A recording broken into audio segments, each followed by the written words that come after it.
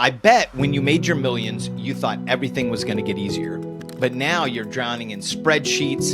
You've got FOMO around all these investments and you don't know who to listen to, let alone when it comes to what do I have to do every day, every week, every month to make this whole thing work.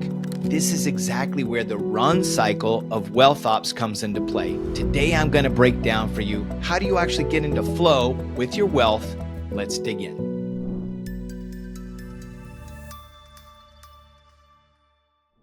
My name is Christopher Nelson. Welcome to Managing Tech Millions. I'm excited to have you back here this week as we're digging into the Run Cycle. Now, we are in the Foundation series. If you want to go back a few episodes, you can find what are the 5 secrets, the mindset secrets of the ultra wealthy, 30 million plus. You should dig into that. Then there's what is a microfamily office? There's also what are the advantages of a microfamily office? You should understand that as well. Then last week we covered off on the architect and build, because WealthOps is the proprietary system to execute and run a microfamily office. And so I wanted now this week talk about the Run Cycle, which is telling you how do you get into flow with your finances in your business. Now, you may be thinking right now, you're crazy. That's nuts. Like my finances, like I feel like it's a, heartburn and heart attack every time I get into it. And I don't want to do it. And I would say that many people feel that way, especially the people that I've worked with, because number one, they don't have a clear process to execute. So when you go in there and there's so many unknowns, we who work in tech and are making decisions every single week to move companies forward, when you don't know your next step when it comes to your finances and you don't have clarity, that creates decision fatigue. You don't know what to do next. And this is something that WealthOps, because it is systematized processes, it always tells you what do you need to do next. And this is when then working in the WealthOps Collective, where you have a group of peers that are doing it together, everybody is working together towards the same goal with the same language, with the same process. It makes it a lot easier. So you can get into flow with your finances. You really can. And so, my story was after my first IPO, I was definitely a hobbyist. I was, trying to squeak out a little time here to do this. I was trying to, take meetings with different tax planners and strategists and figure out what was going on. And ultimately, I got to a spot that I think many people do where I was frozen. I wasn't really making a lot of moves because I wasn't clear who to trust. I wasn't clear what to do next. And so when I started understanding how family offices work, I went through that architect phase and build phase, and I started constructing. I started, getting a blueprint and then constructing a business around my wealth. So then what I realized is that really managing it week over week, month over month, if I actually prioritized the work that I was going to do, and I actually made time for it and made it a first level, then I would even schedule, I would schedule blocks of time in my calendar at work and be like, okay, I'm offline at this time. I started doing proactive blocking. So I'd have deep work blocks, but some of those deep work blocks I would make for working on my family office, because that's critical to my personal health, my mental health, and making sure that I'm showing up for work. In fact, I should dig in. I know there was a study that was recently done that, people that have financially well-being, a lot of are in a financial good place and have confidence over where they are, perform better in the workplace because they have less to worry about. Architect and build help tremendously. Now let's talk about run phase. The run phase, it's a cycle, right? It's that infinite loop cycle. And this is where for WealthOps, there's 2 sides of the cycle. There is the wealth management side where you plan. So that is, again, you're reviewing your vision and your legacy. You then are assessing where am I currently to my plan. So you're taking measurements. Where am I? Then you divest, meaning that you then look across your portfolio and say, where do I need to, sell positions? Where am I looking to exit? Maybe it's a natural exit, but where's capital coming back into the portfolio? And I look at divest, then I look at invest. That's really the wealth management cycle that's going on. The other side is going to be your business operations, where you're monitoring your business processes, just like a good CEO would. Is what is the health of my accounting? What is the health of my estate planning? What is the health of my insurance? Like, what are those things that are going on that I need to make sure that I'm monitoring and making any adjustments or investments of time? Then there's the core operations, and that's really what some of this flow I'm going to describe is. That's you making sure that you've got the meetings and the checkpoints on the calendar, that you're moving all of your business forward. There's also learning. So you continue to learn from the things you have, keeping a log of what are the investments that you've learned from, the lessons learned from investments, good or bad. And then optimize, right? That's you working on your business. How do I continue to make this better? And ultimately, the goal is, how do you reduce the amount of time spent in business operations? How do I increase the amount of time in wealth management or not, right? And you want to increase the time there because you either want to put it more on autopilot, or you want to spend more time there because maybe there's investments that are able to unlock some of your passions. But that's truly the objective of it. That is the cadence of WealthOps. I want to talk a little bit about how do you get into flow. I think the flow state is where something is happening seamlessly and there's not a lot of friction, but things are moving forward very well. And you move into flow with WealthOps, with your finances, when you know what you need to do next. You have a clear definition of done, and you understand if there's any type of you're clear on what are the next actually incremental steps that you need to take. And then you're also know where and how to manage any type of blockers, anything that's sort of in your way. Those are the things that are going to get you into flow state. So when you think about getting into a flow state with your wealth in the run cycle, it's really the cadence is broke down into daily, weekly, monthly, and quarterly, right? So, and daily, that is really as things as email comes in, that's more of how do I either manage that through automation, right? Hey, this email needs to go to this inbox so that I'm doing that on a weekly cadence. So you're pushing that to a weekly. Or if there's something urgent, you understand what does mean urgent, like anything in your business, like, oh, that's important and urgent, I need to address it now. That may take time out of my day. But ultimately, your daily cadence is really around how do I make sure that I am setting everything up so that weekly I'm setting aside 1 hour or 2 hours to be able to move forward on any of my business plan tasks.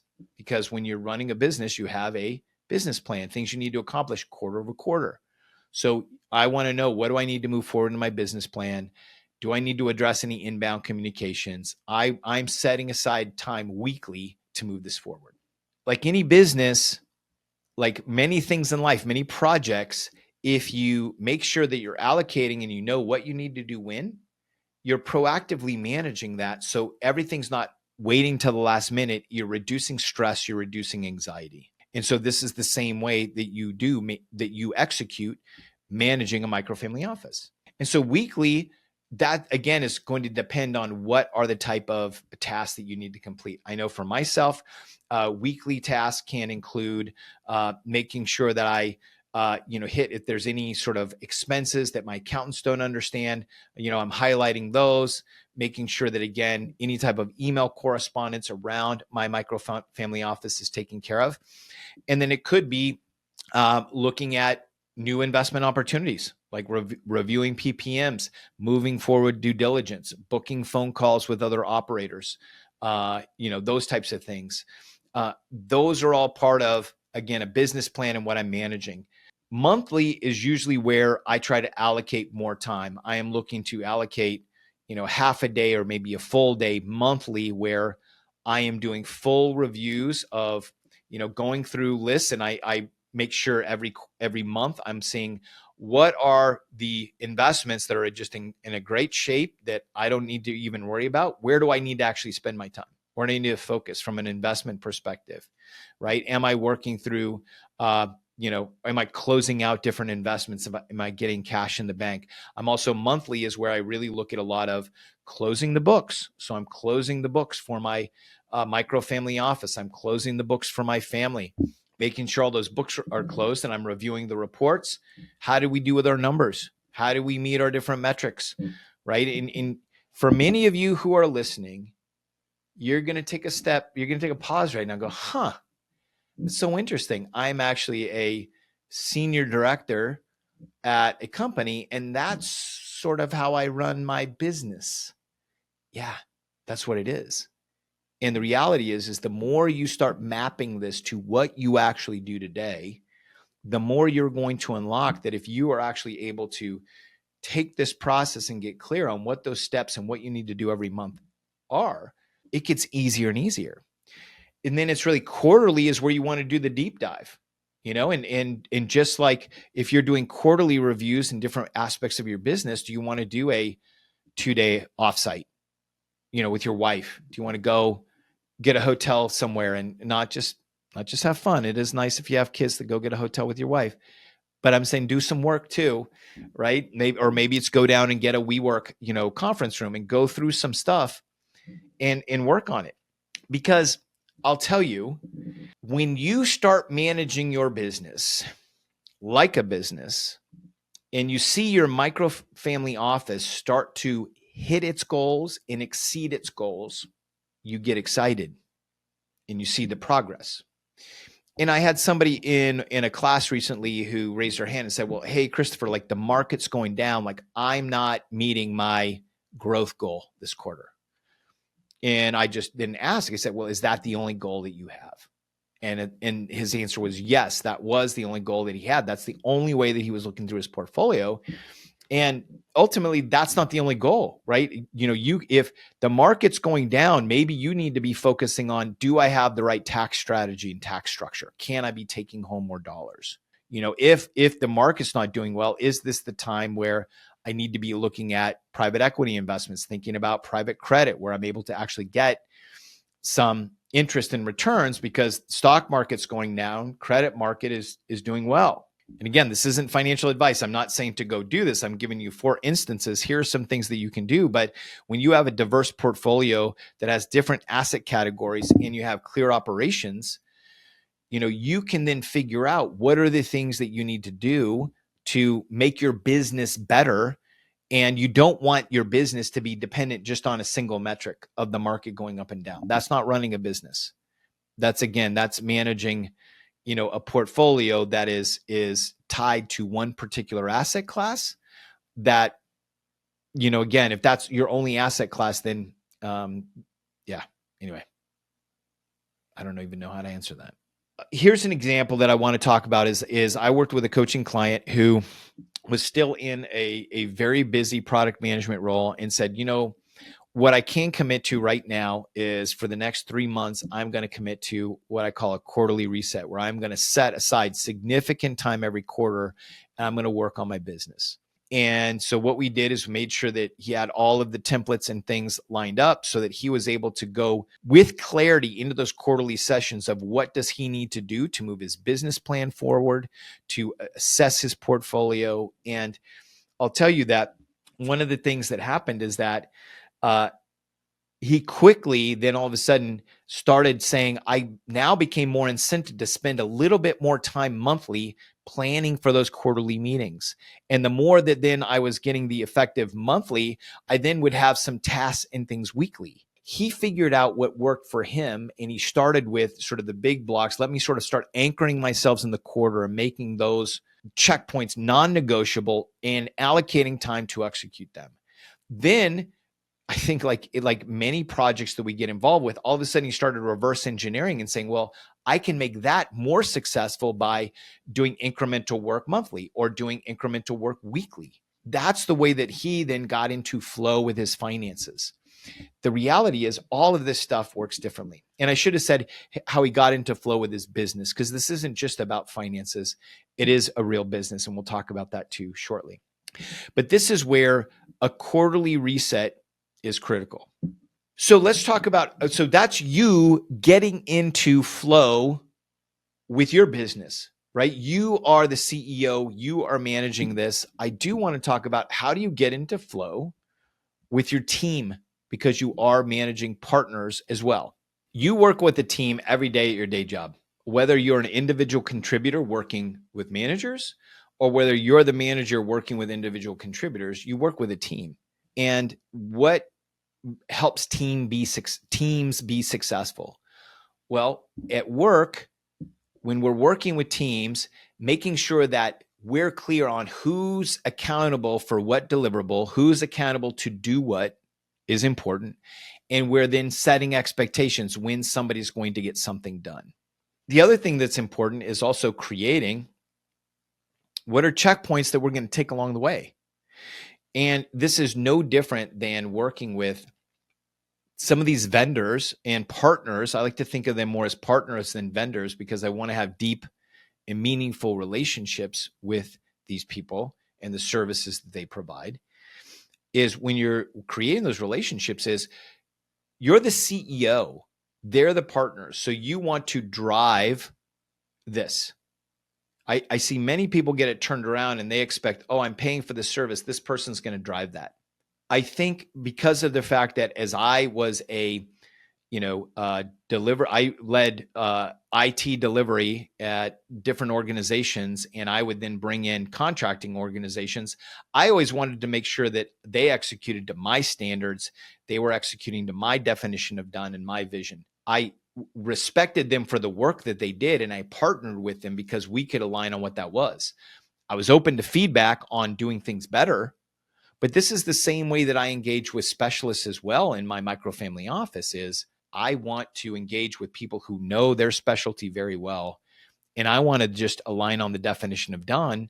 And I want to set the cadence and make sure that we're executing and meeting the particular goals that we have. And so this is something that you want to do, whether you're working with a tax strategist, whether it's an asset protection attorney, et cetera. How do you proactively get meetings and checkpoints on the calendar? How do you get clear on who is doing what? And everybody is being accountable for delivering that. And sometimes I know I may need to be called out. Like I didn't meet my actual deliverable. My partners did. Great. I then need to go and do the ultimate work because I want to make sure that I'm being accountable for delivering my business. This is part of the mindset of being the owner and being the CEO. I want to be accountable because I also have confidence in myself that I can drive the result that I want out of the business. So that's, I think the mindset is making sure that you are driving the cadence. And this is where I look at, depending on the vendor, to get into flow, right? Monthly bookkeepers, like I'm closing my books. I want to get my P&Ls, my balance sheets. I want to get those monthly. I want to understand where my key metrics are monthly. I think monthly is critical. Tax strategists, quarterly. We have quarterly meetings. I make sure that I also have, as I mentioned before, a tool that I can be putting different things into. If I need to communicate to them along the way, I can be providing them inputs as I go. And then annually is my estate planner. Is I want to make sure there's a proactive meeting so that if there's any changes to my estate plan or things that we're thinking of, that's something that can be done annually because I don't want that to go stale. I don't, because that's part of succession planning and that's critical. It's also important that you understand, how do you measure their progress? How do you think like a manager or a CEO of your business so that you are getting clear on if somebody is delivering very well, maybe you could help their business by giving them a referral, helping them grow their business because they've been great partners and providers. Or maybe it's sending them a nice gift at Christmas time. I think that's a nice thing to do, is let them know, I appreciate you because, maybe they've saved you more money. The tax strategist saved you more money than you thought you would get, or they exceeded your goal. Like anything else, people appreciate being appreciated and thought of. The flip side is if they're not meeting their goals, then like anything else, how do you then start talking about their performance openly and honestly and about what your expectations are? And how do you then start having backups and understanding who may I need to transition to? What's my risk? And thinking about rolling them off the team. I share about my tax strategist that we had an amazing person for a number of years and were doing a phenomenal job. They were just reaching retirement age. And we knew, okay, this person would continue providing service until that day. We weren't sure on when that day was. So we wanted to de-risk it for ourselves. And we went on a search to go find a new firm. And then we found the new firm. And then we went and had the, hard but kind conversation of, you've been phenomenal, but we want to move to somebody who is going to be with us for the next, 20 or 30 years, that we can, they can get to know our children. And it's, they're part of the next phase of our microfamily office. Completely understood.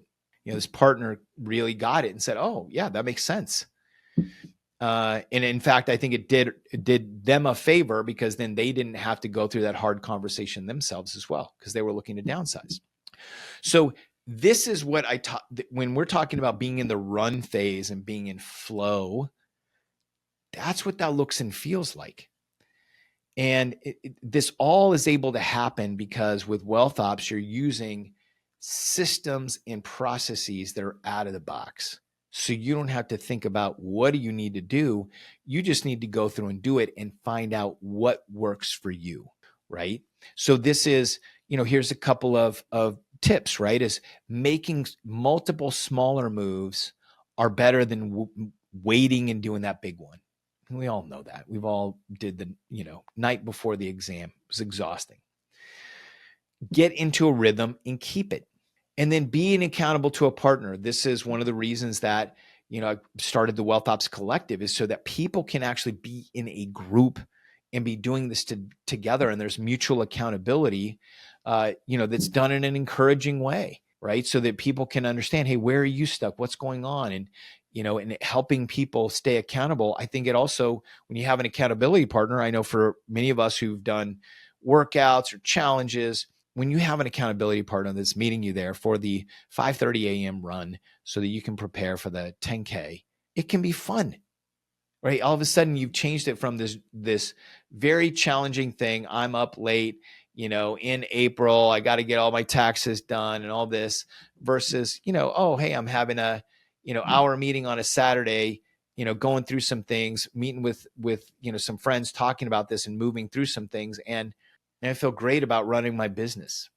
I mean, that's what my business is like now. My business to me is, I thoroughly enjoy this. It's a very enjoyable business. It's not stressful. I'm not waiting until the last minute. I feel like I'm ahead of the curve on quite a few different things. I'm constantly learning, and that's what's out there for you too.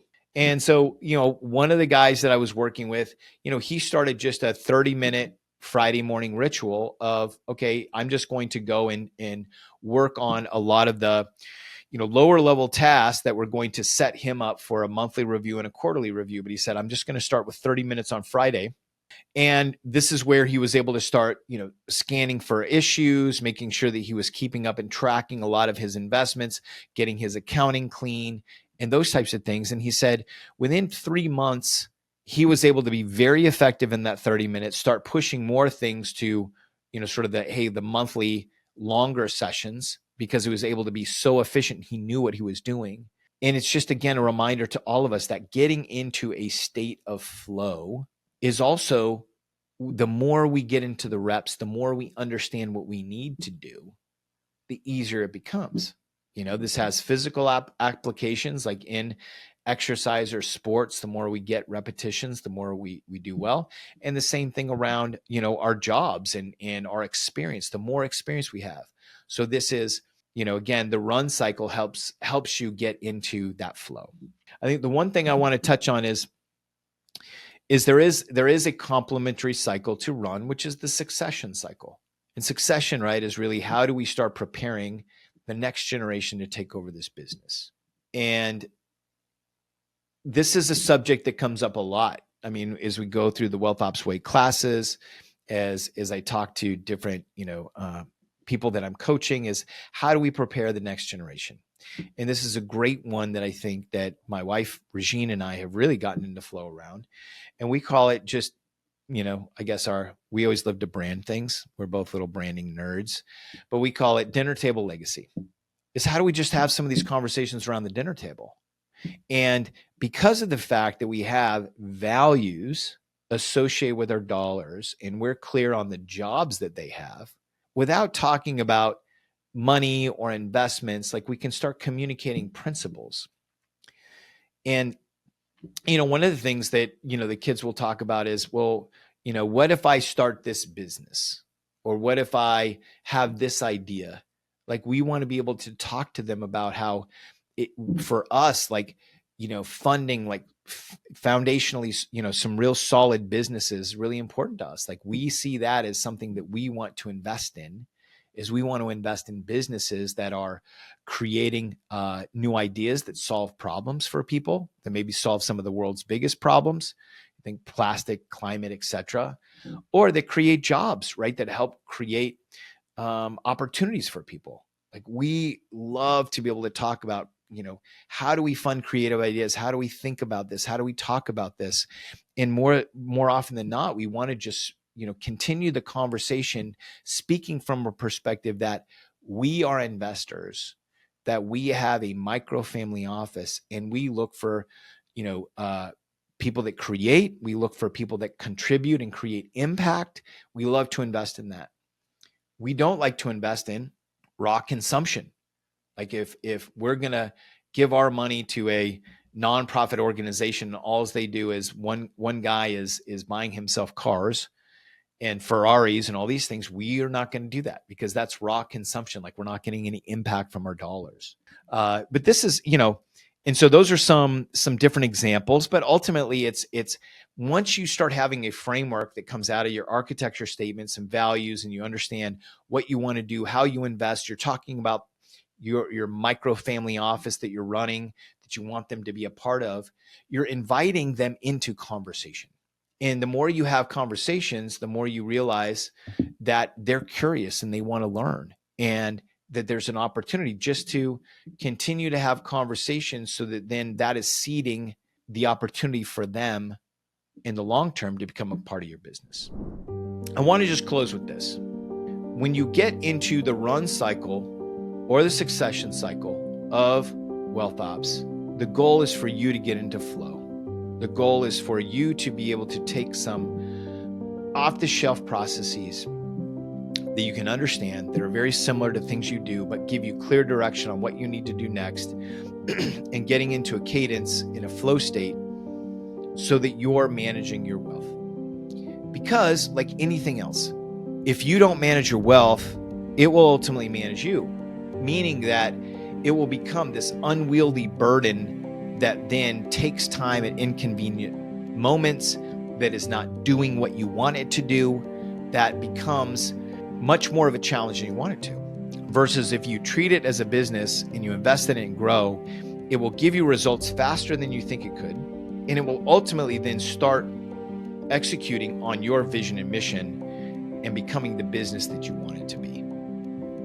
I think that's all I have to say this week about the run cycle, right? I mean, because, ultimately the goal here at WealthOps is so that you can get your money working just as hard as you do, so that then you don't have to work that hard. I know I got a lot of the gears turning, right? I know that you're thinking a lot about this. And if you are, I would encourage you to check out, we do run monthly masterclasses that walk people through the architect phase. Now, this isn't, the deep dive that we do when you're in the WealthOps Collective, but it is a flavor of what that is. And within those 2 days, you get a draft of your investment thesis, which is really valuable, because you can start having some of these conversations dinner time with your family.